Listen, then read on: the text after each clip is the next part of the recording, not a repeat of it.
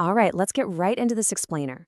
What actually happens when an unstoppable force on the basketball court meets absolute unpredictability?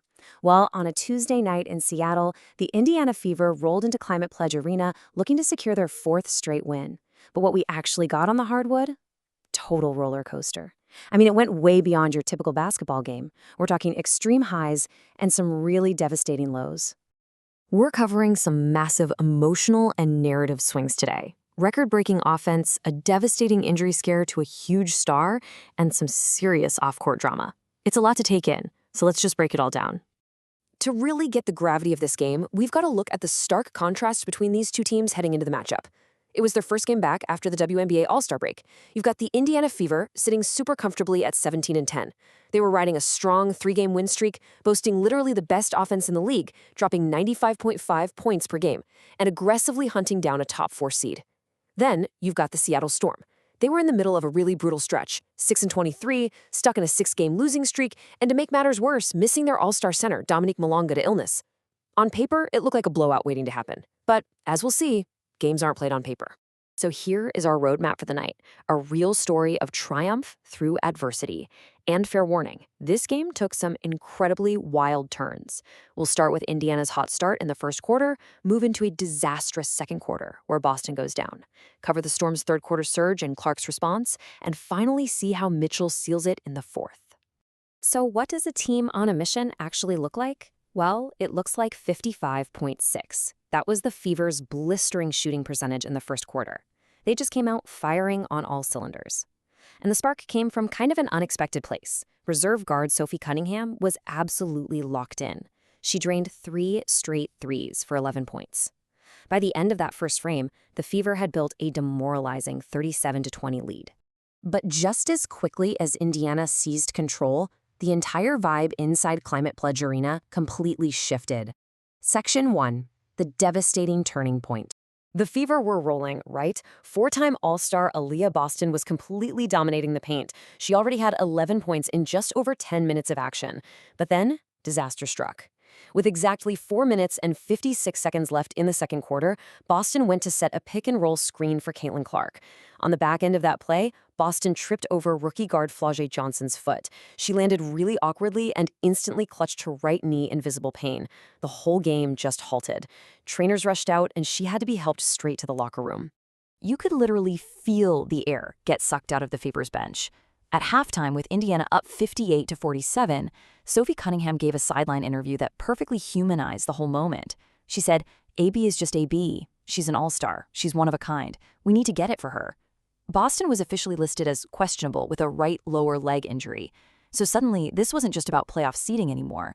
It was about a reeling team desperately trying to rally for their fallen star. And when a team is reeling, you know a hungry opponent is going to strike. Section 2. The superstar response. Seattle came out of that locker room smelling blood. The sellout crowd of 18,343 fans just erupted as the Storm mounted this furious comeback, capitalizing perfectly on Boston's absence. They outscored Indiana 25-18 in the third quarter. The momentum shift really peaked when Awa Pham drained a massive three-pointer, nearly erasing Indiana's dominant lead and cutting the deficit down to a razor-thin 65-63. But how does a superstar respond when pushed to the brink? Well, Caitlin Clark decided she had seen enough.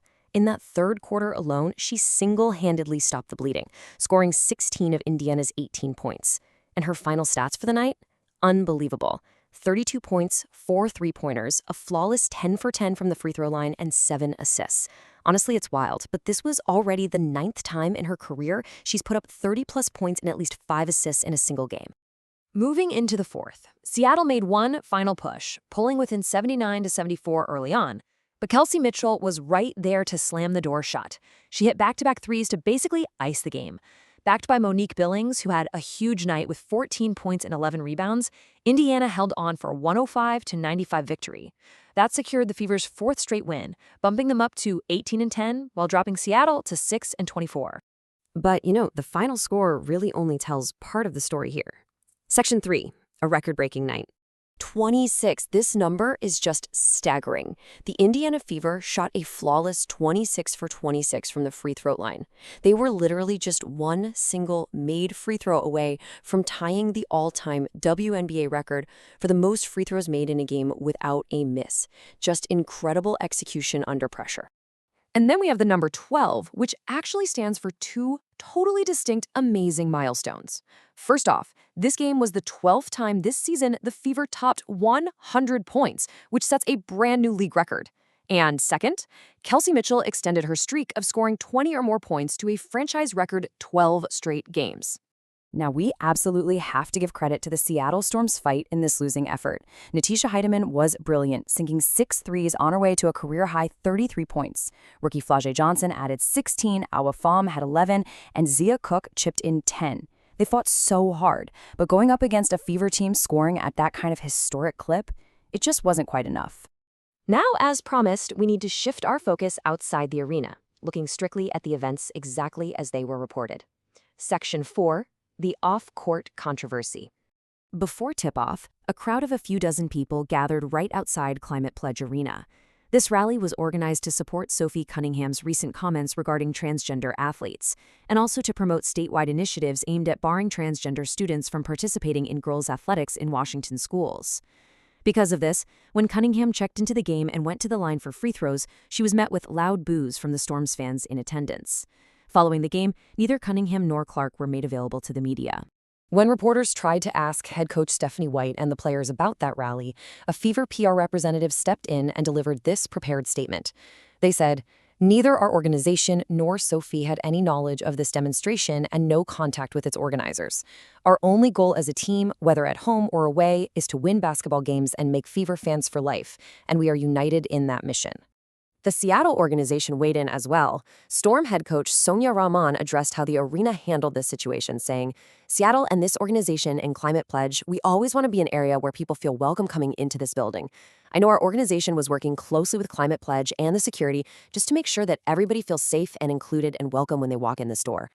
All right, bringing it back to the basketball context. Let's pull back and look at the bigger picture to see what this game means going forward.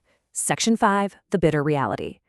So here's the crucial takeaway. While the Fever head off to Portland with a win and the Storm head to Atlanta, this victory for Indiana is incredibly bittersweet. Aliyah Boston's injury casts a massive shadow over this team. She's actually been managing a lower leg injury all season long, an issue that first surfaced back in February during Unrivaled, which had already forced her to miss 3 games earlier this year. For a franchise that has really been plagued by injuries over the last 2 years, losing their foundational center for a significant stretch, that is a terrifying prospect. Which brings us to the ultimate question tonight. The Fever proved their resilience in Seattle, right? They lost their star center, weathered a furious comeback, and still walked away with a historic win.